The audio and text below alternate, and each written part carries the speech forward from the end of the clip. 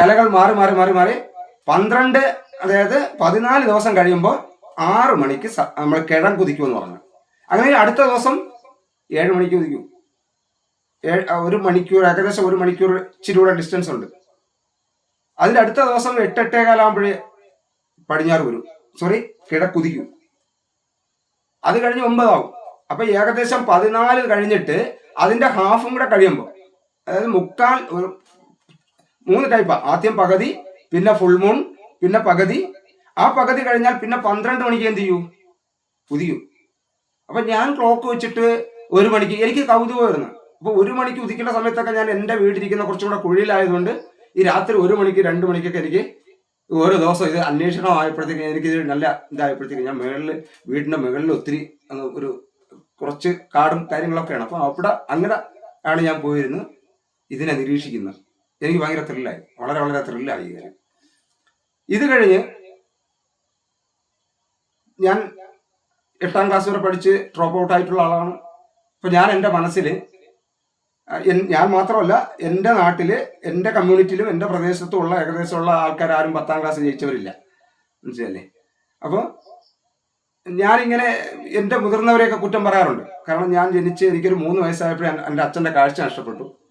അപ്പോൾ അതുകൊണ്ട് അദ്ദേഹത്തിന് പിന്നെ അല്ലാതെ, അത് മാത്രമല്ല ഏകദേശം 11 മക്കളുണ്ട്. വയസ്സായതിനു ശേഷമാണ് അമ്മയും ഏകദേശം വയസ്സ് ആയപ്പോഴാണ് ഞാൻ സത്യത്തിൽ എന്ത് ചെയ്യണം, ഞാൻ 11ാമത്തെ 10ാമത്തെ കുഞ്ഞാണ്, മനസ്സിലായി. അപ്പൊ എനിക്ക് പഠിക്കാൻ പറ്റാത്തതിൽ ഓട്ടോമാറ്റിക്കലി ഒരു വിഷമമുണ്ടായി. ആ സമയത്ത് എനിക്ക് പഠിക്കാൻ താല്പര്യമില്ലായിരുന്നു, പക്ഷെ പിന്നീടുള്ള കാലത്തിൽ എനിക്ക് പഠിക്കാൻ പറ്റാത്തൊരു വിഷമമുണ്ടായി. എൻ്റെ മുതിർന്നവരെയൊക്കെ ഞാൻ കുറ്റം പറഞ്ഞു, മനസ്സുകൊണ്ട് കുറ്റം പറയുന്നുണ്ട്. എന്നെ ആരെങ്കിലും ഒന്ന് മുന്നോട്ട് കൊണ്ടുപോയിരുന്നെങ്കിൽ എന്ന് ഞാൻ വിചാരിച്ചിട്ടുണ്ട്. പിന്നീട് കുറച്ചു കാലം കഴിഞ്ഞപ്പോൾ എൻ്റെ പിറകെ വരുന്ന കുട്ടികളും ഡ്രോപ്പ് ഔട്ട് ആയി തുടങ്ങി. അപ്പോഴാണ് ഞാൻ വിചാരിച്ചത്, ഞാൻ ഒരുപാട് പേരെ കുറ്റം പറഞ്ഞിട്ടുണ്ട്. അങ്ങനെയെങ്കിൽ എനിക്ക് പിറകെ വരുന്ന ഡ്രോപ്പ് ഔട്ട് ആവുന്ന ഈ കുട്ടികൾ എന്ത് ചെയ്യും? ഓട്ടോമാറ്റിക്കലി എന്നെയും കുറ്റം പറയില്ലേ? അങ്ങനെയാണ് ഞാൻ മെമ്മറി കാസ്കറ്റ് എന്ന് പറഞ്ഞിട്ട്, ഓർമ്മ ചെപ്പ് എന്ന് പറഞ്ഞിട്ട്, അന്ന് വെക്കേഷനായിട്ട് ഒരു വീടിനടുത്ത് തന്നെ ഒരു ഷെഡൊക്കെ കെട്ടിയിട്ട് ആ ചുറ്റുപാടുമുള്ള കുട്ടികളെല്ലാം വിളിച്ചുകൊണ്ട് വന്ന് ആ കുട്ടികൾക്ക് നമ്മളെ അടുത്ത പ്രദേശത്തുള്ള പഠിച്ചിട്ട് നിൽക്കുന്ന ആൾക്കാരെ, കൂട്ടുകാരെ, അല്ലെങ്കിൽ ആ പഠിച്ചിട്ടിരിക്കുന്ന കുറച്ച് ആൾക്കാരെ കൊണ്ടുവന്ന് ഇവരെ പഠിപ്പിക്കാൻ തുടങ്ങിയപ്പോൾ എനിക്ക് ഈ സത്യത്തില് എനിക്ക് 8ാം ക്ലാസ്സിൽ പഠിക്കുന്ന സത്യത്തിൽ എനിക്ക് നേരെ എഴുതാൻ വായിക്കാൻ അറിയില്ല. എൻ്റെ പഴയ ഡയറി വേണം. എനിക്ക് ഡയറി എടുത്ത കാലമാണ് ഞാൻ പുസ്തകം വായിക്കുമ്പോൾ എനിക്ക് എഴുതാനൊന്നും അറിയില്ല. ഞാൻ പഠിക്കുന്നതിന് 8ാം ക്ലാസ് വരെ പോയതേ ഉള്ളൂ. ഒരു ബന്ധമില്ല എനിക്ക്, സത്യം സീരിയസ്ലി പറയണം. അപ്പം ഈ കുട്ടികളെ എനിക്ക് എന്തറിയാമോ, ഇതിനകത്ത് ഒരു ദിവസം, അതായത് ഞാൻ 7-ലോ 6-ലോ പഠിക്കുന്ന ഒരു ദിവസം ഞാൻ എന്തോ ഒരു കണക്ക് പഠിപ്പിച്ചുകൊണ്ടിരുന്ന ക്ലാസ്സിൽ എല്ലാ ടീച്ചർമാർക്കും തലവേദനയാണ്. സത്യത്തിൽ 8ാം ക്ലാസ്സിൽ എന്നെ സ്കൂളിൽ നിന്ന് ഇറക്കി വിട്ടാണ്, അല്ലാതെ എന്നെ പഠിക്കാൻ പോയിരുന്നല്ല, ഇറക്കി വിട്ടു. അത്രയ്ക്ക് ഒരു ശല്യം അല്ലെങ്കിൽ ശ്രദ്ധിക്കാൻ വേണ്ടി എന്തും നമ്മൾ കാണിക്കുന്ന ഒരു സ്വഭാവക്കാരനായിരുന്നു. അപ്പൊ ബേബി ഗിരിജ എന്ന് പറഞ്ഞിട്ട് ഒരു ടീച്ചറുണ്ട്. ആ ടീച്ചർ എന്തോ ഒരു കണക്ക് ചോദിച്ചു കുട്ടികളുടെ അടുത്ത്. ഞാൻ ബാക്കി ഇരുന്നുകൊണ്ട് എന്നെ ശ്രദ്ധിക്കാൻ വേണ്ടി ഞാൻ എന്തോ വിളിച്ചു പറഞ്ഞു. അത് ശരിക്കും ശരിയായിരുന്നു, മനസ്സിലല്ലേ? കാരണം ആർക്കും അറിവുമ്പോഴത്തേക്ക് എന്തെങ്കിലും ഒന്ന് പറയുമ്പോൾ എല്ലാവരും കൂടെ തിരിഞ്ഞെന്നെ നോക്കുമല്ലോ, പിറകെ ബെഞ്ചിലേക്ക് നോക്കുമല്ലോ. ഈ ഒരു സന്തോഷത്തിൽ എനിക്ക് ശ്രദ്ധിക്കണം, എന്നെ ശ്രദ്ധിക്കണം, അതെനിക്കൊന്നും ഭയങ്കര ഇതാണ്. പക്ഷെ അന്ന് ആ ടീച്ചർ എന്നെ ഭയങ്കര സ്നേഹമായിരുന്നു എൻ്റെ അടുത്ത്. എന്നിട്ട് പറഞ്ഞു, നീ കണ്ടെന്ന് പറഞ്ഞു എല്ലായിടത്തും പറയാണ്ട് സുഭാഷ് പറഞ്ഞണ്ട, എന്തോ വലിയ സംഭവം. എനിക്ക് അറിഞ്ഞൂടാ, അപ്പോഴും അറിഞ്ഞൂടാ എന്താണെന്നത്. ഞാൻ ഇന്റർവ്യൂവിൽ ആയപ്പോഴത്തേക്ക് ഞാൻ എൻ്റെ ബാഗിലും പോക്കറ്റിലൊക്കെ ഇരുന്ന പൈസയൊക്കെ എടുത്തുകൊണ്ട് പോയി ഞാൻ അടുത്ത ഒരു ക്ലാസ്, താരാ സിംഗ് സാർ എന്ന് പറഞ്ഞിട്ട് സാറിൻ്റെ കടയുണ്ട്, അവിടെ പോയി ഒരു എൻജോഡിയൊക്കെ മേടിച്ച് അത് കൊണ്ടുവന്ന് 2 ദിവസം മടക്കി വെച്ച് ഞാൻ എൻജോഡിയൊന്നും പഠിച്ചില്ല. പക്ഷേ ആ ടീച്ചർ അന്ന് എന്താണ് ഞാനവിടെ പറഞ്ഞത് എനിക്കറിയില്ല. പക്ഷെ ആ ടീച്ചർ സുഭാഷിന് കണക്ക് സുഭാഷ് മാത്രമേ പറഞ്ഞോളൂ എന്ന് പറഞ്ഞ ആ ഒരു വാക്ക് ഇന്ന് ഞാൻ ഈ മെമ്മറി കാസ്കറ്റ് എന്ന 2016 തുടങ്ങിയതാണ്. 2016 കുട്ടികൾക്ക് വേണ്ടി മാത്സ് പഠിപ്പിക്കാൻ തുടങ്ങി. ഇത് എത്ര പാട് കണക്കറിഞ്ഞ പഠിക്കാം, എത്ര പാടുള്ള കുട്ടികളായാലും ബേസിക് കണക്ക് എൻജോയ് ചെയ്ത് ഹാപ്പിയായി അവർ പഠിക്കും. ആ ലെവലിലേക്ക് എനിക്ക് മാത്സ് പഠിപ്പിച്ച് മാറ്റാൻ എനിക്ക് ആ ദേവഗിരി സാറിന്റെ ആ ഒരൊറ്റ ക്ലാസ് കൊണ്ട് കഴിഞ്ഞു. ആ ഒരു വാക്കുകൊണ്ട് കഴിഞ്ഞു. ഞാനിവിടെ കുട്ടികളെ പഠിപ്പിച്ചു തുടങ്ങി. BSc വരെ MSc വരെ പഠിച്ചിട്ടിരിക്കുന്ന, ഫിസിക്സ് എടുത്തിട്ടിരിക്കുന്ന, നമ്മളവിടെ പഠിപ്പിക്കാൻ വന്നവർ വരെ മാത്സ് എൻ്റെ നിന്ന് പഠിക്കാൻ തുടങ്ങി.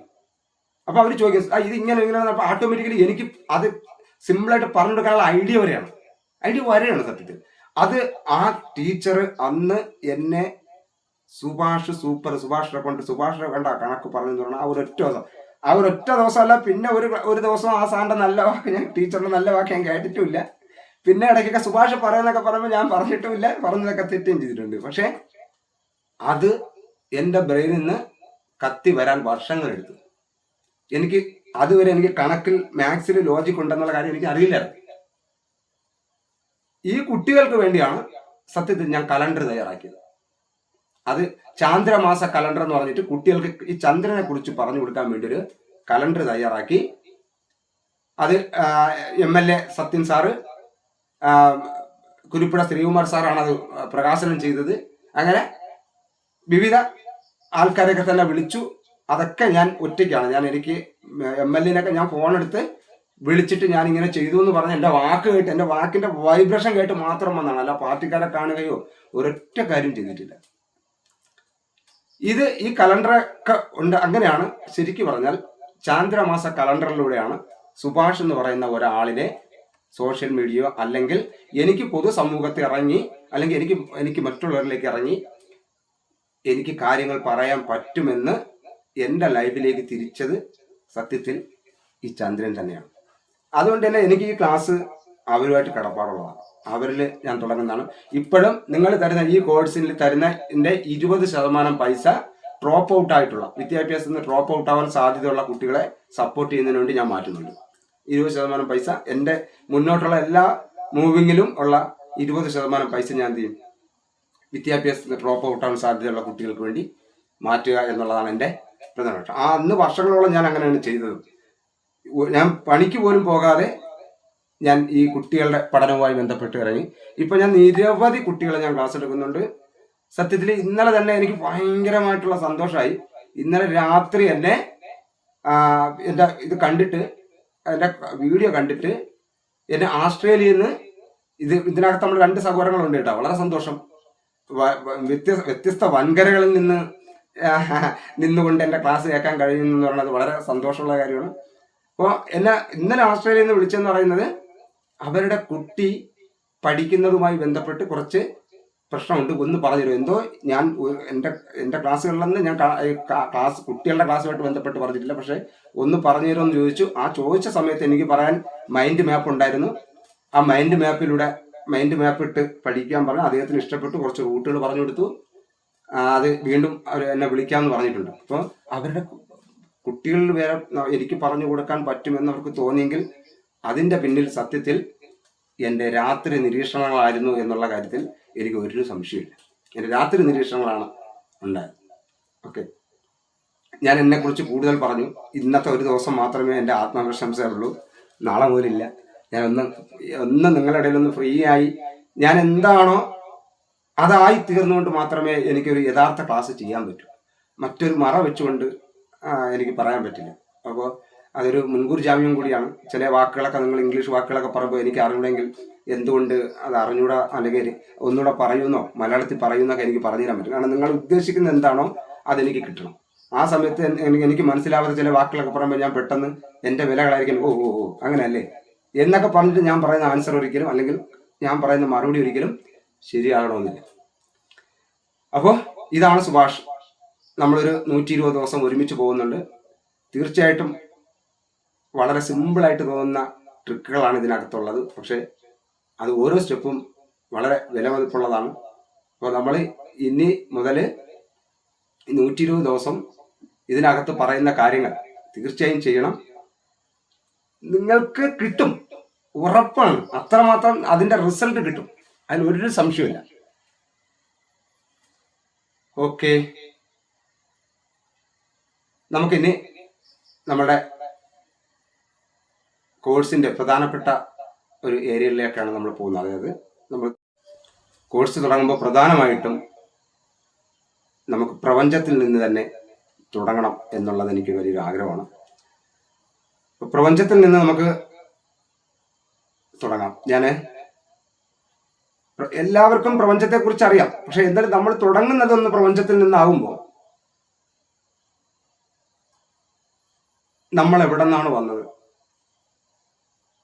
ഇപ്പോൾ നമ്മൾ പല മതങ്ങളിലും പല രാജ്യങ്ങളിലും പല വ്യത്യസ്തമായ കാഴ്ചപ്പാടിലൂടെയൊക്കെ നമ്മൾ ജീവിച്ചു പോകുമ്പോൾ ശരിക്ക് മനസ്സിനെ കുറിച്ച് അറിയാവുന്ന ഒരാൾ, മനസ്സിനെ കുറിച്ച് വ്യക്തമായി ബോധമുള്ള ഒരാളിന് ഒരു ജീവജാലങ്ങളെയും തിരിച്ചു കാണാൻ പറ്റില്ല. അതാണ് അതിൻ്റെ സത്യം. എതിരെ മനോഭാവത്തോടു കൂടി കാണാൻ കഴിയില്ല. അപ്പൊ നമുക്ക് പ്രപഞ്ചത്തിൽ നിന്ന് തന്നെയാണ് നമ്മളുടെ ഒരു ക്ലാസ് സ്റ്റാർട്ട് ചെയ്യേണ്ടത്. ഞാനിത് പറയാൻ വരുന്നത്, ഈ അറിവ് എന്തിനാണ് ഞാൻ ഈ അറിവ് നമുക്ക് ഒരു സെക്കൻഡ്, ഞാൻ കുറച്ച് മുന്നോട്ടിരിക്കുകയാണ്. എന്തിനാണ് ഈ അറിവ് പറയണമെന്ന് പറഞ്ഞാൽ, അതായത്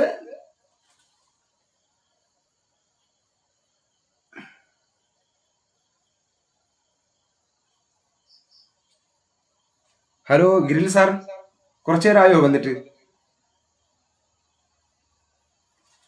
ഹലോ, ഹിരിലാണ് ആ പേരെന്നാണ്, CIRIL,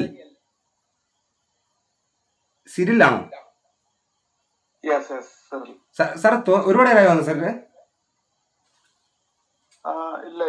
ഓ ശരി ശരി, ആ നോട്ടിഫിക്കേഷൻ സൗണ്ട് കേട്ടില്ല, ഞാൻ ശ്രദ്ധിച്ചില്ല. ഓക്കെ, ഞാനിത് നമുക്ക് അറിയാവുന്ന കാര്യങ്ങളാണ് ഇതിനകത്തെല്ലാം പറയുന്നത്. പക്ഷേ നമ്മളെ ന്യൂറോൺ വളരെ പ്രധാനപ്പെട്ടതാണ് കേട്ടോ നമ്മുടെ ഈ കോഴ്സിൽ. അപ്പോൾ നമ്മളെ ന്യൂറോണുമായി കണക്ടിവിറ്റി ചെയ്യുന്ന കാര്യങ്ങൾ, അങ്ങനെ കണക്ട് ചെയ്യാൻ നമുക്ക് കഴിഞ്ഞാൽ ഓട്ടോമാറ്റിക്കലി നമുക്ക് പല കാര്യങ്ങളും ഡിസൈൻ ചെയ്യാൻ പറ്റും, നമ്മുടേതായ രീതിയിൽ ഡിസൈൻ ചെയ്യാൻ പറ്റും. അപ്പോൾ അതുകൊണ്ട് കണക്ടിവിറ്റി ചെയ്തായിരിക്കും എല്ലാം ചെയ്യുന്നത്. അതായത് പ്രപഞ്ചത്തിന് ചില എന്താണ് പ്രപഞ്ചത്തിന് ചില ആശയ രൂപീകരണം, നമ്മൾ ഇതിനകത്ത് കുറെ തത്വങ്ങൾ പഠിക്കും, കോസ്മിക് തത്വങ്ങളിൽ പഠിക്കും. അപ്പോൾ അത് മനസ്സിലാവും. ഇവിടെ ഞാനിത് പറഞ്ഞിട്ട് അവിടെ പഠിപ്പിക്കുമ്പോൾ അത് മനസ്സിലാവും. അതായത് ഒരു ആശയ രൂപീകരണം പ്രപഞ്ചത്തിനുണ്ട്, ഒരു ആശയ രൂപീകരണം പ്രപഞ്ചത്തിനുണ്ട്. ഒരു കാര്യത്തിനെ ആശയവൽക്കരിക്കുക. അതായത് കോസ്മിക് തത്വങ്ങളിൽ ഒരു തത്വമാണ് ആശയ തത്വം.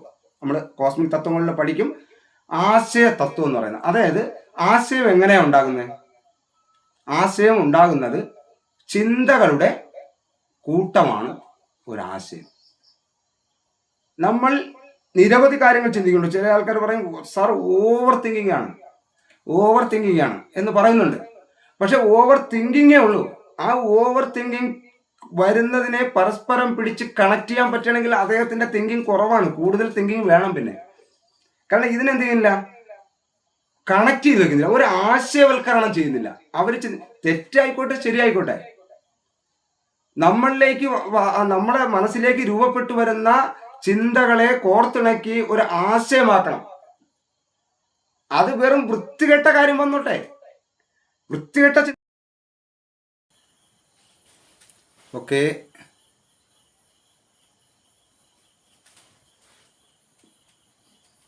ഓക്കെ,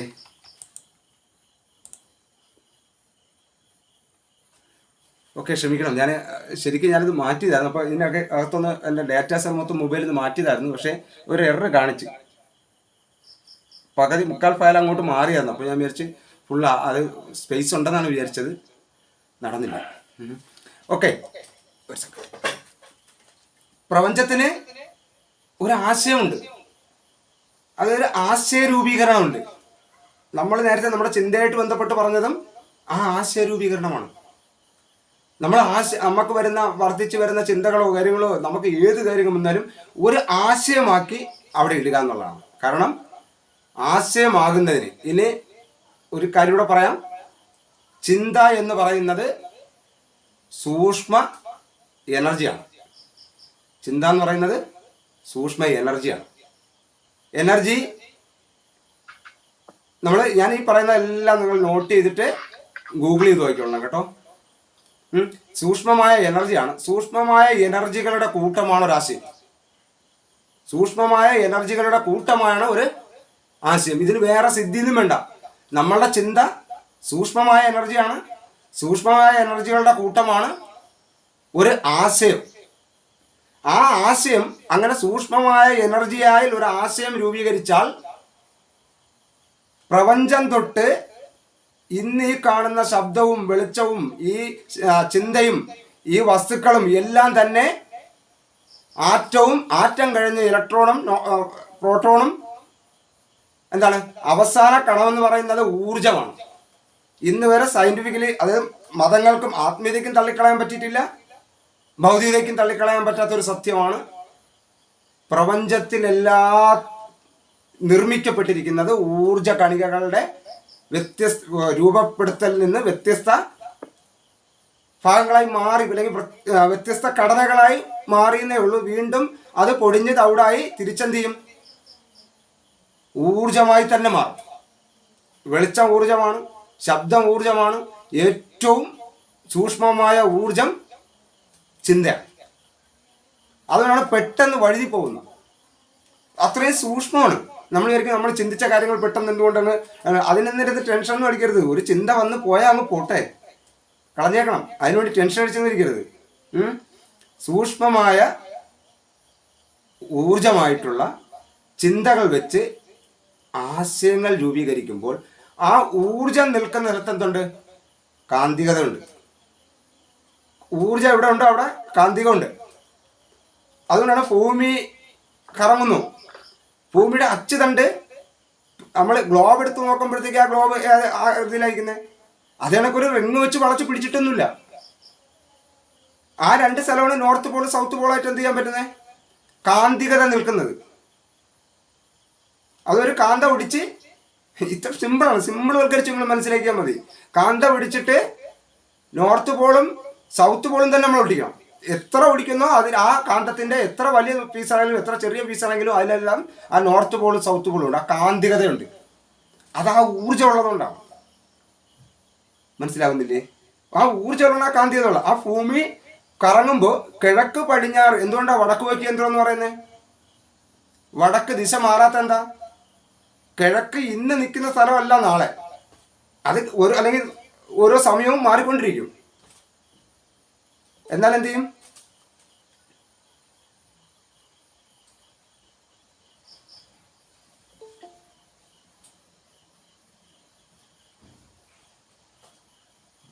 ഇപ്പൊ താമസിച്ചു, കുഴപ്പമില്ല, റെക്കോർഡിംഗ് ഉണ്ട്. ഓക്കെ, ആ ശരി ശരി ശരി, ഓക്കെ ഓക്കെ ഓക്കെ കേട്ടോ. അപ്പോൾ കിഴക്ക് പടിഞ്ഞാറ് മാറിയാലും തെക്ക് വടക്ക് മാറില്ല. അതതിൻ്റെ കാന്തികതയാണ്. അപ്പോൾ എവിടെയാണോ ഊർജ്ജങ്ങളുള്ളത് ആ ഊർജ്ജ രൂപീകരണത്തിൽ കാന്തികത ഉണ്ട്. ഇതിനെ ബേസ് ചെയ്താണ് ഇവിടെ ലോ ഓഫ് അട്രാക്ഷനും കാര്യങ്ങളൊക്കെ പറഞ്ഞതുകൊണ്ടാണ്. പ്രപഞ്ചത്തിൽ എല്ലാ സ്ഥലത്തും ഊർജ്ജമുണ്ട്. ഇന്ന് മനുഷ്യൻ ആശയ രൂപീകരണം, സൂക്ഷ്മമായ ഊർജ്ജമായ ചിന്തകൾ വെച്ച് ചിന്തകളുടെ